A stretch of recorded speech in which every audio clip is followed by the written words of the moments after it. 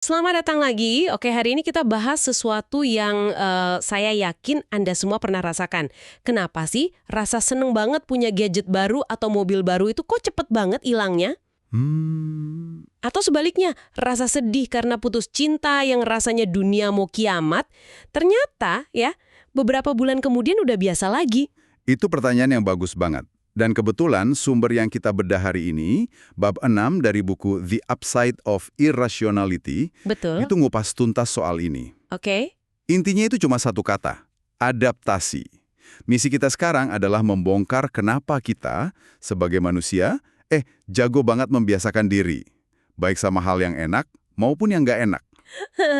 Kalau ngomongin adaptasi, saya jadi langsung ingat satu cerita klasik deh. Mungkin Anda juga pernah dengar soal katak di dalam panci air mendidih. Ah ya, alegori yang kuat banget itu. Iya kan? Ceritanya kan kalau kita lempar katak ke air yang udah mendidih, dia kaget terus bluk langsung loncat keluar. Betul, instingnya langsung jalan buat nyelamatin diri. Nah, Tapi ini bagian seremnya. Kalau katak itu ditaruh di air yang suhunya biasa aja, adem ayem, terus pancinya dipanasin pelan, pelan. dia nggak loncat. Dia malah, terus menyesuaikan suhu tubuhnya. Sedikit lebih anget, oke. Sedikit lebih panas, masih oke lah. Dia terus adaptasi tanpa sadar bahayanya datang pelan-pelan. Sampai akhirnya, ya udah, terlambat. Tepat, dia mati bukan karena air mendidihnya, tapi karena dia nggak sadar sama perubahan yang bertahap itu. Cerita ini kan sering dipakai jadi peringatan ya untuk isu besar kayak perubahan iklim gitu. Tapi sumber ini melihatnya dari sudut pandang yang lebih personal. Ini cermin buat kita semua. Benar. Ini tentang mekanisme paling dasar dalam diri kita. Dan ada istilahnya untuk ini, namanya adaptasi hedonis. Adaptasi hedonis. Oke, apa itu? Intinya, kita semua tuh punya semacam suhu kebahagiaan dasar. Titik default lah. Mau ada kejadian super seru kayak dapat promosi, atau super sedih, lama-lama kita bakal balik lagi ke suhu awal itu. Jadi kayak termostat di AC gitu ya, otomatis balik lagi ke setelan awal. Persis, termostat kebahagiaan kita itu di-reset lagi. Makanya euforia beli mobil baru itu ya cuma bertahan beberapa bulan. Awalnya kan, wah tiap pagi diliatin di garasi seneng banget. Iya, 6 bulan kemudian ya, itu cuma mobil yang nganterin saya dari titik A ke B. Udah jadi biasa aja. Nah, itulah kenapa fenomena ini juga disebut treadmill hedonis. Treadmill hedonis. Bayangin Anda lari di treadmill. Anda lari terus, keluar keringat, tapi posisi Anda ya di situ-situ aja. Kita terus ngejar hal-hal yang kita kira bikin bahagia. Tapi setelah dapat, kita balik lagi ke titik awal, terus cari target baru lagi. Oke, itu masuk akal buat hal-hal kayak materi atau pencapaian. Tapi kan adaptasi ini ada batasnya kan? Maksud saya, kita nggak mungkin bisa terbiasa dengan misalnya rasa sakit kronis. Nah, ternyata... Nah, disinilah bagian yang paling mengejutkan dari bab ini. Ada satu eksperimen yang dirancang khusus untuk menguji batas adaptasi terhadap rasa sakit. Oke, ini menarik. Peneliti ngumpulin 2 kelompok orang. Kelompok pertama cederanya ringan, kayak jari terkilir. Kelompok kedua cederanya parah dan sifatnya kronis. Lalu dua-duanya disuruh ngapain? Disuruh melakukan hal yang sama. Masukin tangan ke bak berisi air yang panas banget dan tahan selama mungkin. Tunggu. Logikanya, yang udah menderita cedera parah, harusnya lebih nggak tahan dong. Mereka kan udah kesakitan dari awal. Harusnya kan? Harusnya mereka yang angkat tangan duluan. Iyalah, Hasilnya, 180 derajat kebalik. kelompok dengan cedera parah itu justru mampu nahan tangan mereka di air panas jauh lebih lama. Serius? Iya, bahkan banyak dari mereka yang harus dihentikan paksa sama penelitinya setelah lewat batas aman 60 detik biar kulitnya nggak melepuh. Ini gila. Jadi orang yang hidupnya udah penuh rasa sakit malah jadi lebih tahan sakit. Gimana cara kerjanya? Atau lebih tepatnya, meteran rasa sakit mereka itu terkalibrasi ulang. Dikalibrasi ulang. Betul.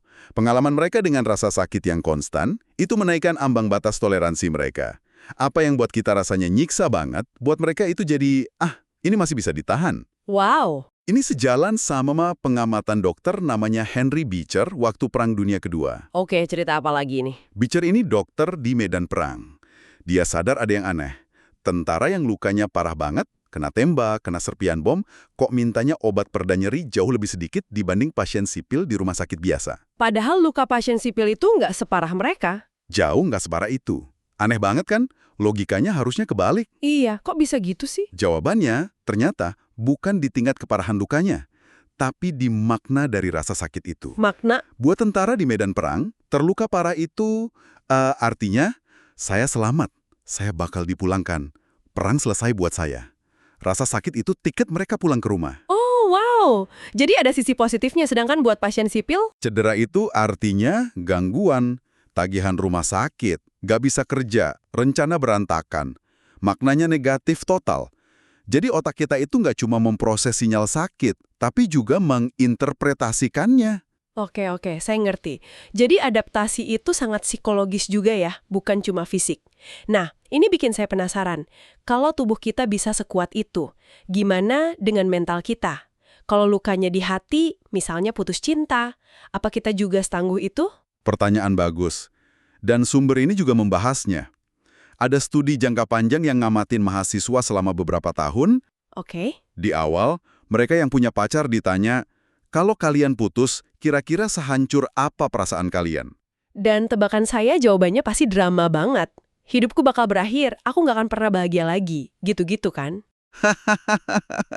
Tepat sekali, prediksi mereka suram banget. Tapi kan, seiring waktu, ada yang beneran putus. Nah, peneliti ngukur tingkat kebahagiaan mereka yang sebenarnya setelah putus. Dan hasilnya?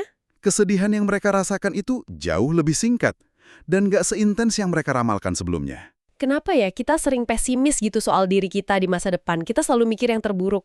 Ini bias kognitif yang umum. Kita jago nebak apa yang akan kita rasakan. Sedih pas putus, senang pas promosi. Tapi kita payah banget nebak seberapa kuat dan berapa lama perasaan itu bakal bertahan. Kita terus-terusan meremehkan ketangguhan emosional kita sendiri.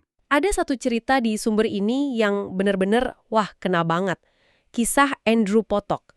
Dia seorang pelukis berbakat, tapi perlahan-lahan penglihatannya hilang. Coba bayangin, buat pelukis, mata itu kan segalanya. Identitas dia, passion dia, kehilangan penglihatan itu pasti rasanya kayak akhir dunia. Dan memang, awalnya dia hancur. Tapi ternyata enggak kan? Justru sebaliknya, di tengah kegelapan itu, dia nemuin cara baru buat melukis. Tapi pakai kata-kata. Dia jadi penulis memoir yang sukses banget. Wow. Kekuatan adaptasinya luar biasa. Satu pintu sensorik tertutup, otaknya buka pintu lain. Ada kutipan dia yang bagus banget. Dia bilang, kehilangan penglihatannya itu ternyata jadi paspor ke negara baru. Paspor ke negara baru. Itu framing yang kuat sekali. Oke, jadi intinya kita ini mesin adaptasi yang super tangguh.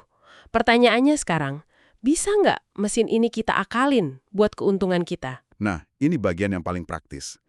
Menurut sumber ini, jawabannya bisa banget. Kuncinya adalah dengan sengaja mengganggu proses adaptasi. Mengganggu adaptasi? Gimana maksudnya? Kita mulai dari pengalaman yang gak enak.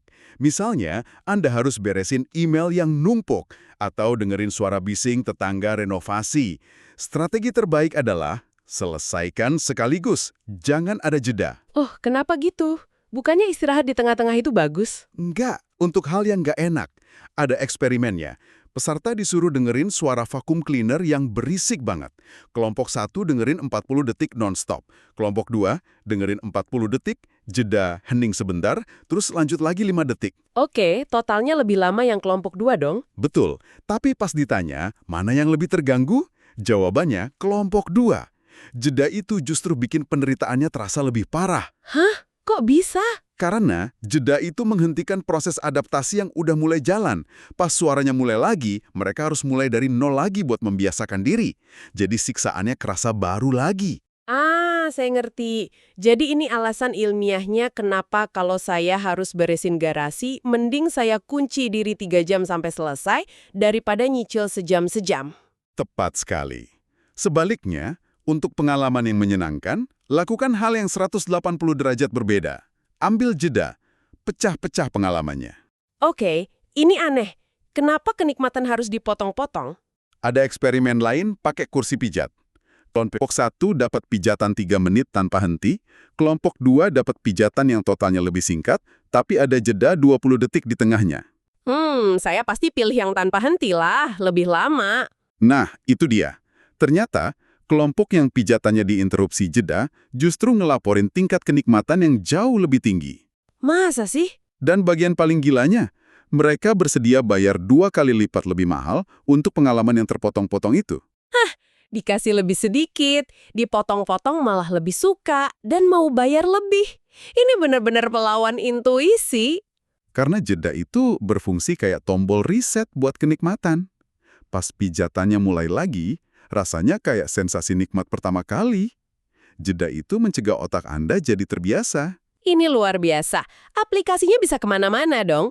Jadi kalau saya lagi makan es krim favorit, lebih baik saya makan setengah, simpen dulu 10 menit, baru makan lagi. Secara teori, iya.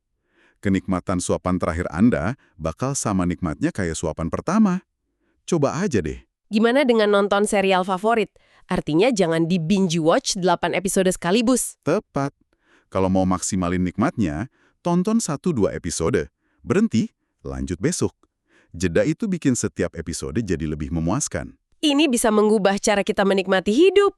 Jadi, setelah kita bedah semua ini, jelas ya, adaptasi itu pedang bermata dua. Sisi lain, ini juga yang bikin kita nganggap remeh hal-hal baik dalam hidup.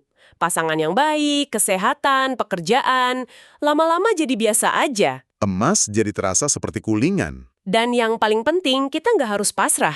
Kita bisa jadi sutradaranya. Kita bisa pilih buat lewatin hal buruk secepat mungkin dan nikmatin hal baik pelan-pelan dengan jeda. Kesadaran adalah kuncinya.